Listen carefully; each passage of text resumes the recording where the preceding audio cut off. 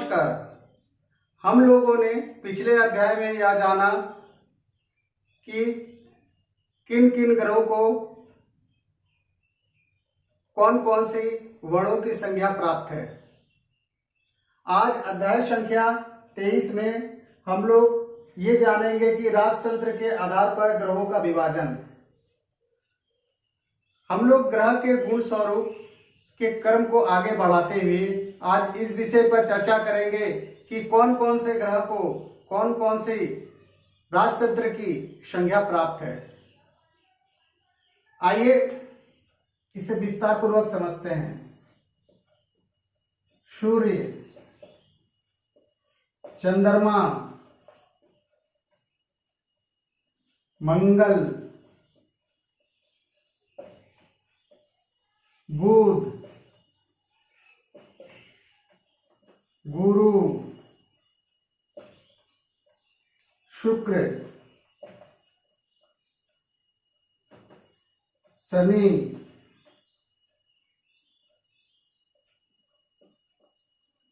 राहु, केतु। सूर्य को राजा की संज्ञा प्राप्त है, चंद्रमा को रानी की संज्ञा प्राप्त है, मंगल को सेनापति की संज्ञा प्राप्त है, बुध को राजकुमार की संज्ञा प्राप्त है, गुरु को मंत्री की संज्ञा प्राप्त है, शुक्र को मंत्री की संज्ञा प्राप्त है, शनि को प्रजा की संज्ञा प्राप्त है, राहु और केतु को सेना की संज्ञा प्राप्त है। आइए इसे विस्तार पूर्वक समझते हैं। सूर्य को राजा की संज्ञा प्राप्त है। राजतंत्र की व्यवस्था में राज्य का प्रमुख राजा होता था। राजा पूरे राज्य के निर्णय लेते थे। राजा की जिम्मेदारी होती थी प्रजा की सारी देखरेख करना एवं उसे सुरक्षित रखना। सारा निर्णय जो होता था राजा लेते थे। आइए इसे उदाहरण से समझते हैं। वर्तमान परिदृश्य में यदि हम इसे समझना चाहें तो हम इसे प्रधानमंत्री से जोड़कर देख सकते हैं। अर्थात यदि हम देश के संदर्भ में देखना चाहें तो प्रधानमंत्री को राजा समझ सकते हैं, और यदि राज्य के संदर्भ में देखना चाहें तो मुख्यमंत्री को राजा समझ सकते हैं। अर्थात जिस तरह एक राजा के पास निर्णय लेने का क्षमता होता है, उसी प्रकार देश के हित में जो भी निर्णय लेने का अधिकार होता है वह प्रधानमंत्री को होता है। इस प्रकार हम प्रधानमंत्री को भी सूर्य से समझ सकते हैं। आइए समझते हैं चंद्रमा के विषय में। चंद्रमा को रानी की संज्ञा प्राप्त है। चंद्रमा को बृहत्पराशर में राजा भी कहा गया है।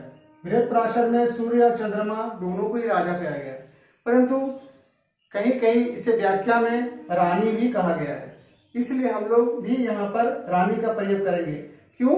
क्योंकि चंद्रमा स्थिर कारक ग्रह होता है। रानी का कार्य क्या होता था? रानी का कार्य होता था कि राजा के अनुपस्थित में कोई भी अगर निर्णय लेना होता हो तो रानी उसे लेती थी। वर्तमान परिदृश्य में यदि हम इसे समझना चाहें तो हम इस तरह से समझ सकते हैं कि प्रधानमंत्री के अनुपस्थित में सारा निर्णय राष्ट्रपति ले सकता है। इस प्रकार हम राष्ट्रपति के उदाहरण से समझ सकते हैं। राष्ट्रपति को हम चंद्रमा के माध्यम से भी समझ सकते हैं। आइए तीसरा ग्रह समझते हैं, मंगल।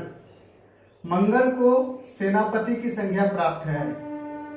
अर्थात राजतंत्र के आधार पर राजा रानी के बाद मंगल को सेनापति का संज्ञा प्राप्त है। सेनापति जो होता है वो राजा रानी का रखवाला होता है, उसे रक्षा प्रदान करता है। आज के परिदृश्य में यदि हम इसे समझना चाहें तो हम यह कह सकते हैं कि हमारे प्रजातंत्र में अर्थात रक्षा के क्षेत्र में थल सेना, जल सेना तथा वायु सेना, इन तीनों सेनों के जो अध्यक्ष होते हैं, सेना अध्यक्ष जो होते हैं, उन्हें हम मंडल से समझ सकते हैं। अर्थात सेना अध्यक्ष को मंडल से हम समझ सकते हैं। बुध, बुध को राजकुमार की संज्ञा प्राप्त है। राजतंत्र में बुध को राजकुमार की संज्ञा प्राप्त है। राजतंत्र के विधि व्यवस्था में यह नियम होता है कि राजा के कार्यकाल के समाप्त होने के बाद उस राज्य का उत्तरदायित्व उसके पुत्र अर्थात राजा के पुत्र राजकुमार ही संभालते थे। ये वहां की पहले की राजतंत्र की विधि व्यवस्था थी। यदि हम इसे वर्तमान परिदृश्य में समझना चाहते हैं तो इसे हम इस प्रकार समझ सकते हैं। हमारी जो व्यवस्था है राजतंत्र की व्यवस्था नहीं है, हमारी जो व्यवस्था है प्रजातंत्र की व्यवस्था है। हमारा जो राजा या प्रधानमंत्री का जो चुनाव होता है उसे जनता चुनकर भेजती है। प्रजातंत्र में यह नियम होता है। अर्थात जब प्रधानमंत्री पद के लिए जो जो उम्मीदवार खड़े होते हैं और वे जो उम्मीदवार होते हैं उन्हें हम राजकुमार के रूप में समझ सकते हैं। वे उम्मीदवार जो जो प्रधानमंत्री पद के लिए खड़े हैं, जब वो जीतते हैं तो वे प्रधानमंत्री बनते हैं। अर्थात भविष्य का जो प्रधानमंत्री पद के लिए उम्मीदवार होता है, क्योंकि राजतंत्र में राजकुमार जो होते हैं वे भी भविष्य के राजपाट संभालने के उत्तरदायित्व यहीं पर आता है। इसी प्रकार हम लोग प्रधानमंत्री पद के उम्मीदवारों को ये कह सकते हैं, बुध से उन्हें समझ सकते हैं।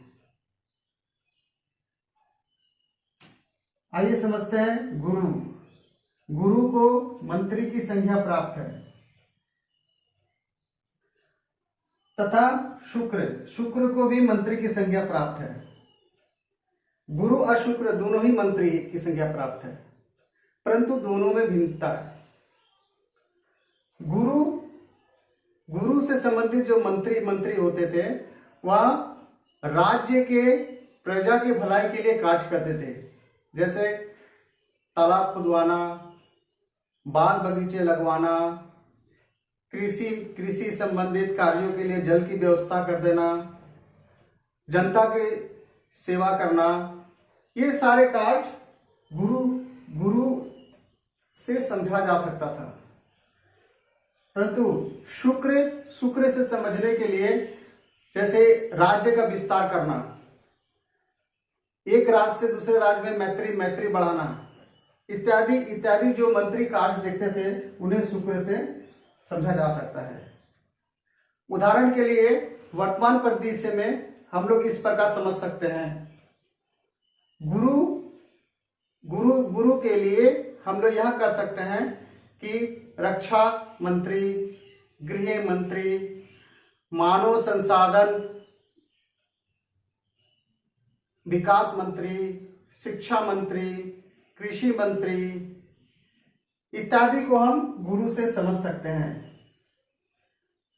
शुक्र के लिए वर्तमान परिदृश्य में हम लोग उड्डयन मंत्री, परिवहन मंत्री, रेल मंत्री, विदेश मंत्री इत्यादि को हम लोग शुक्र से समझ सकते हैं। आइए अब समझते हैं शनि ग्रह। शनि ग्रह को राजतंत्र में प्रजा की संज्ञा प्राप्त है। इसे यदि हम वर्तमान परिदृश्य में समझें तो वर्तमान परिदृश्य में इसे जनता कहते हैं, अर्थात हम और आप, ये सारे लोग को हम लोग शनि से समझ सकते हैं, अर्थात जनता को शनि से समझ सकते हैं। राहु और केतु। राहु और केतु को राजतंत्र में सेना की संज्ञा दिया गया है। सेना अर्थात युद्ध के लिए जो हमेशा तत्पर रहता है। वर्तमान परिदृश्य में हम लोग इसे इस प्रकार समझ सकते हैं, जैसे आर्मी, पुलिस फोर्स, सैनिक जितने भी होते हैं, ये सारे को हम लोग वर्तमान परिस्थिति में राहु केतु से समझ सकते हैं। आज बस इतना ही रखते हैं। उम्मीद करता हूं कि आप लोगों को यह छोटा सा ज्योतिष ज्ञान पसंद आया होगा। यदि पसंद आया है तो कृपया लाइक, सब्सक्राइब, शेयर, कमेंट तथा बेल आइकन को जरूर प्रेस करें। वीडियो को अंत तक देखने के लिए आप सभी को धन्यवाद। नमस्कार।